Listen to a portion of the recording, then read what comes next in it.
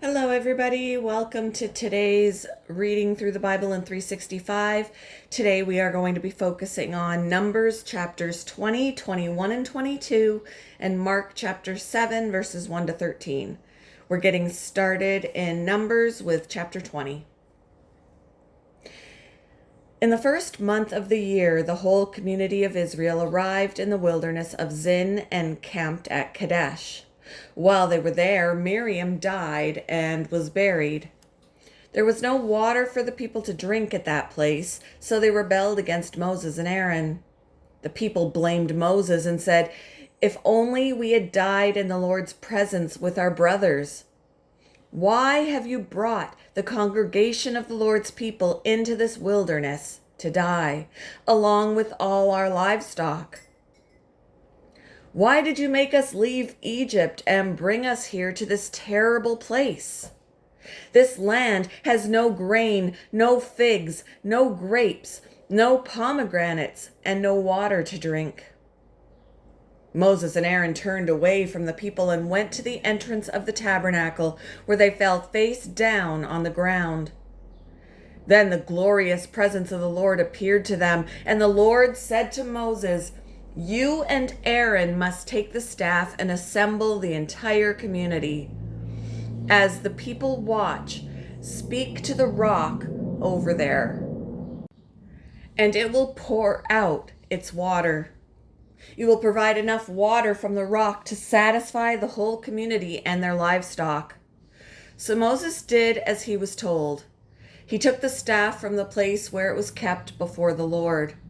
Then he and Aaron summoned the people to come and gather at the rock. "Listen, you rebels," he shouted. "Must we bring you water from this rock?" Then Moses raised his hand and struck the rock twice with his staff, and water gushed out. So the entire community and their livestock drank their fill. But the Lord said to Moses and Aaron, "Because you did not trust me enough to demonstrate my holiness to the people of Israel, you will not lead them into the land I am giving them."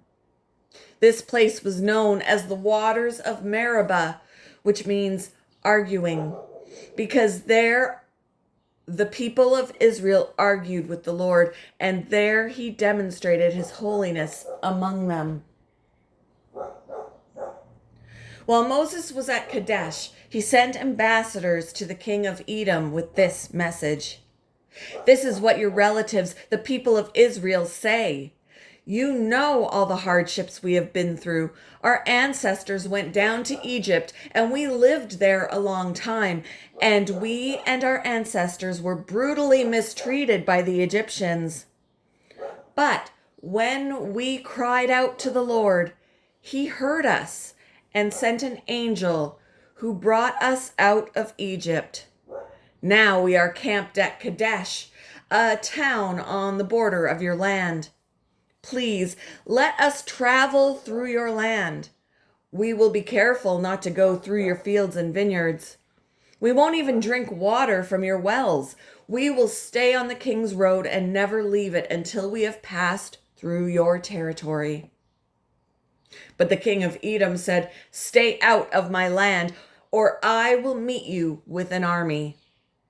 The Israelites answered, "We will stay on the main road. If our livestock drink your water, we will pay for it. Just let us pass through your country. That's all we ask." But the king of Edom replied, "Stay out. You may not pass through our land." With that, he mobilized his army and marched out against them with an imposing force. Because Edom refused to allow Israel to pass through their country, Israel was forced to turn around. The whole community of Israel left Kadesh and arrived at Mount Hor. There, on the border of the land of Edom, the Lord said to Moses and Aaron, "The time has come for Aaron to join his ancestors in death. He will not enter the land I am giving the people of Israel because the two of you rebelled against my instructions concerning the water at Meribah. Now, take Aaron and his son Eleazar up Mount Hor. There you will remove Aaron's priestly garments and put them on Eleazar, his son. Aaron will die there and join his ancestors." So Moses did as the Lord commanded. The three of them went up Mount Hor together as the whole community watched.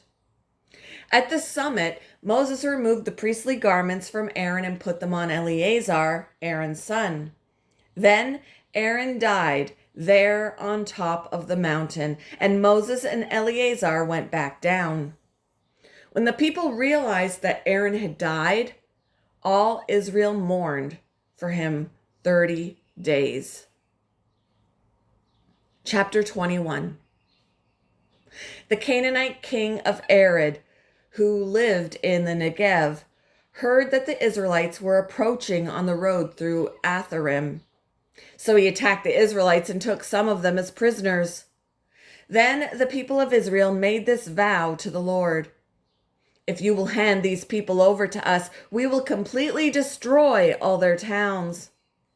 The Lord heard the Israelites' request and gave them victory over the Canaanites.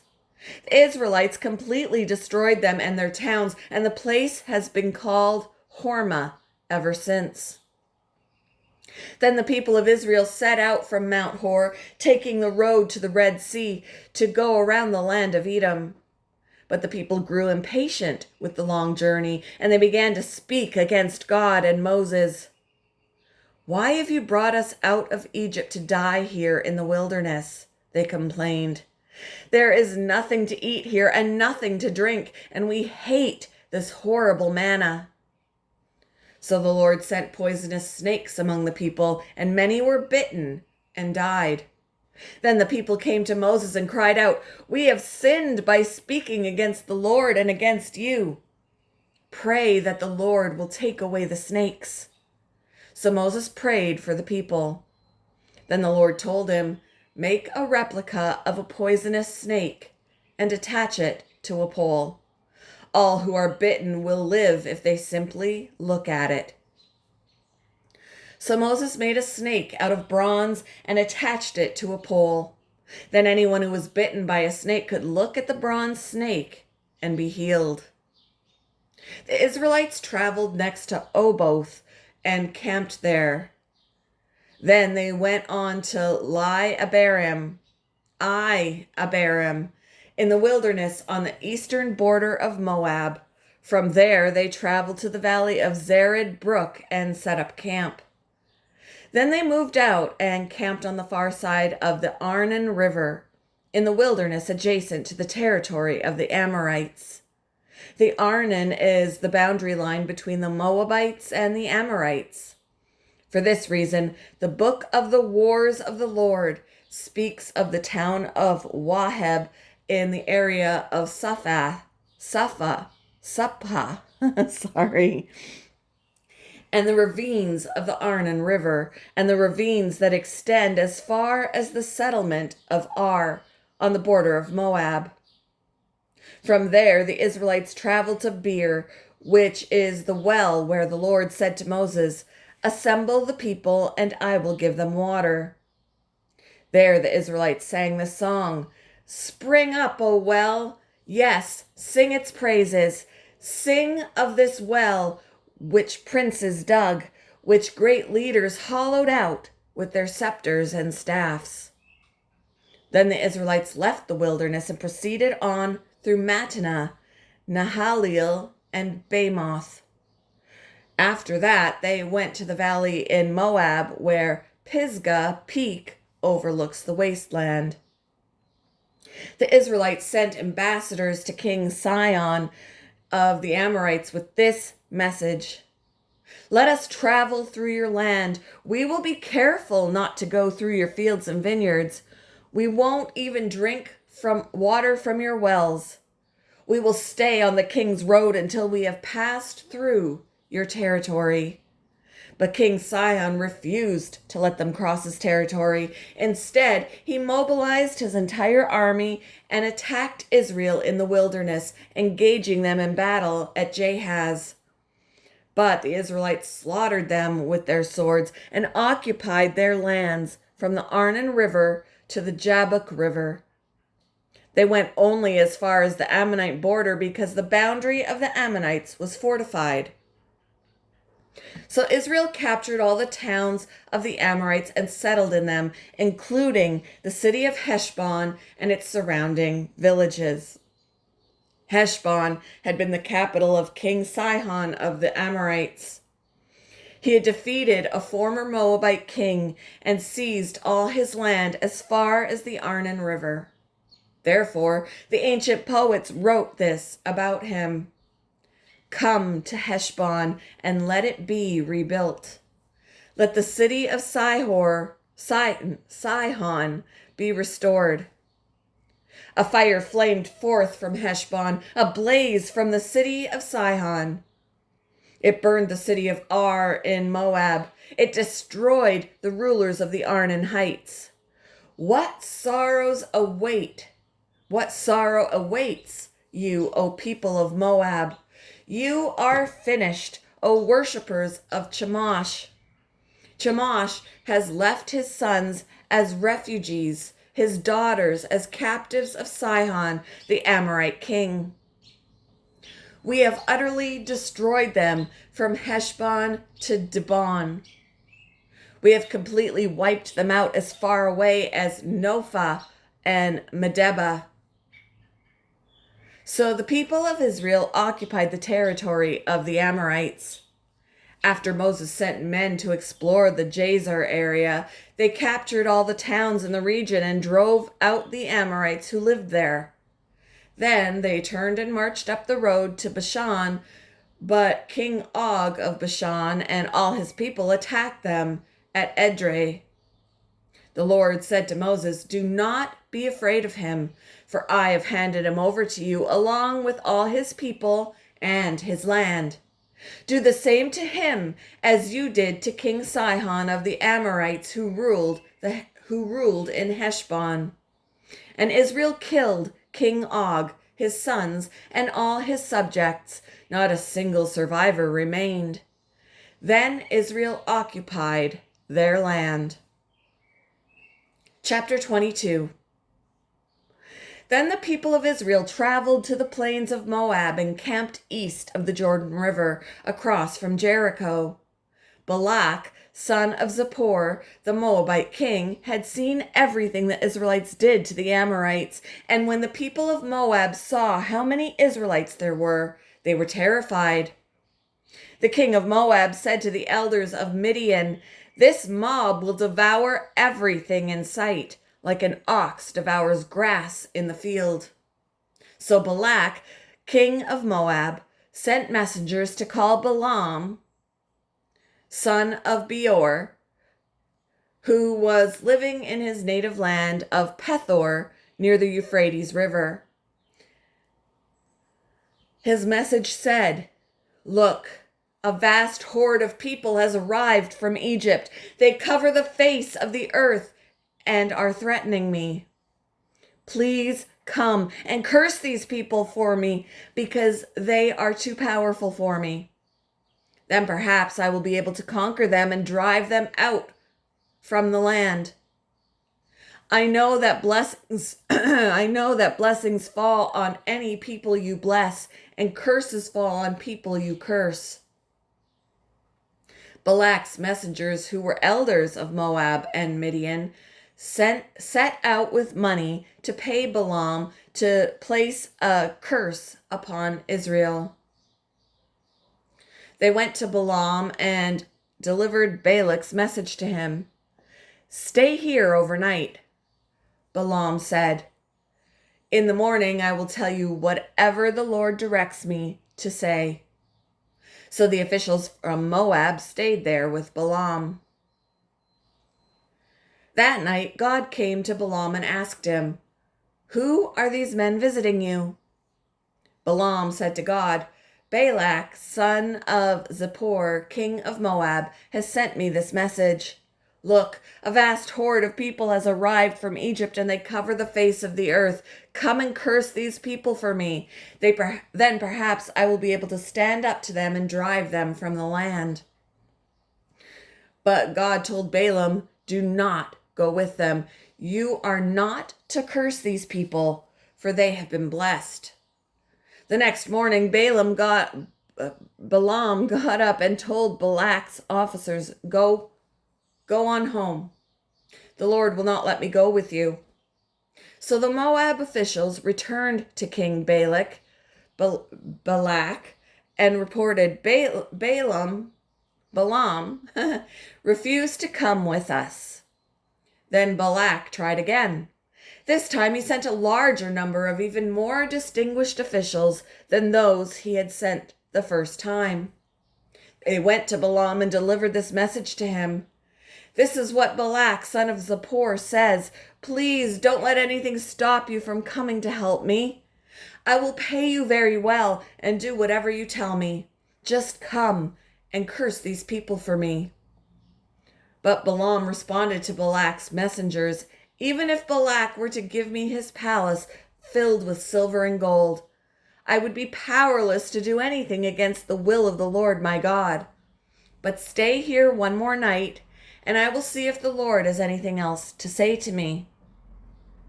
That night, God came to Balaam and told him, "Since these men have come for you, get up and go with them, but do only what I tell you to do." So the next morning, Balaam got up, saddled his donkey, and started off with the Moabite officials. But God was angry that Balaam was going, so he sent the angel of the Lord to stand in the road to block his way. As Balaam and 2 servants were riding along, Balaam's donkey saw the angel of the Lord standing in the road with a drawn sword in his hand. The donkey bolted off the road into a field, but Balaam beat it and turned it back onto the road. Then the angel of the Lord stood at the place where the road narrowed between 2 vineyard walls. When the donkey saw the angel of the Lord, it tried to squeeze by and crushed Balaam's foot against the wall. So Balaam beat the donkey again. Then the angel of the Lord moved farther down the road and stood in a place too narrow for the donkey to get by at all. This time, when the donkey saw the angel, it lay down under Balaam. In a fit of rage, Balaam beat the animal again with his staff. Then the Lord gave the donkey the ability to speak. "What have I done to you that deserves your beating me 3 times?" it asked Balaam. "You have made me look like a fool," Balaam shouted. "If I had a sword with me, I would kill you." "But I am the same donkey you have ridden all your life," the donkey answered. "Have I ever done anything like this before?" "No," Balaam admitted. Then the Lord opened Balaam's eyes, and he saw the angel of the Lord standing in the roadway with a drawn sword in his hand. Balaam bowed his head and fell face down on the ground before him. "Why did you beat your donkey those 3 times?" the angel of the Lord demanded. "Look, I have come to block your way because you are stubbornly resisting me. 3 times the donkey saw me and shied away. Otherwise, I would have certainly killed you by now and spared the donkey." Then Balaam confessed to the angel of the Lord, "I have sinned. I didn't realize you were standing in the road to block my way. I will return home if you are against my going." But the angel of the Lord told Balaam, "Go with these men, but say only what I tell you to say." So Balaam went on with Balak's officials. When King Balak heard that Balaam was on the way, he went out to meet him at a Moabite town on the Arnon River at the farthest border of his land. Didn't I send you an urgent'Why didn't you come right away?' Balak asked Balaam. Didn't you believe me when I said I would reward you richly?" Balaam replied, "Look, now I have come, but I have no power to say whatever I want. I will speak only the message that God puts in my mouth." Then Balaam accompanied Balak to Kiriath Huzoth, where the king sacrificed cattle and sheep. He sent portions of the meat to Balaam and the officials who were with him. The next morning, Balak took Balaam up to Bamoth Baal.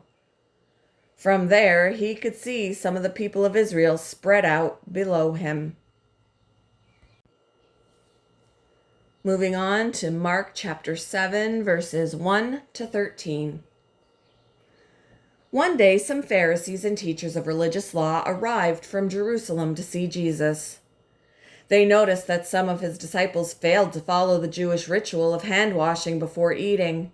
The Jews, especially the Pharisees, do not eat until they have poured water over their cupped hands, as required by their ancient traditions.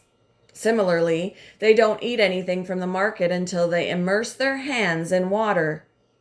This is but one of many traditions they have clung to, such as their ceremonial washing of cups, pitchers, and kettles. So the Pharisees and teachers of religious law asked him, "Why don't your disciples follow our age-old tradition? They eat without first performing the hand-washing ceremony." Jesus replied, "You hypocrites! Isaiah was right when he prophesied about you, for he wrote, 'These people honor me with their lips, but their hearts are far from me. Their worship is a farce, for they teach man-made ideas as commands from God.' For you ignore God's law and substitute your own tradition." Then he said, "You skillfully sidestep God's law in order to hold on to your own tradition. For instance, Moses gave you this law from God: honor your father and mother, and anyone who speaks disrespectfully of father or mother must be put to death. But you say it is all right for people to say to their parents, 'Sorry, I can't help you, for I have vowed to give to God what I would have given to you.' In this way, you let them disregard their needy parents. And so you cancel the word of God in order to hand down your own tradition. And this is only one example among many others." Thank you for joining me for today's reading through the Bible in 365. I hope you all have a wonderful Monday, and I will see you in the next one. Bye.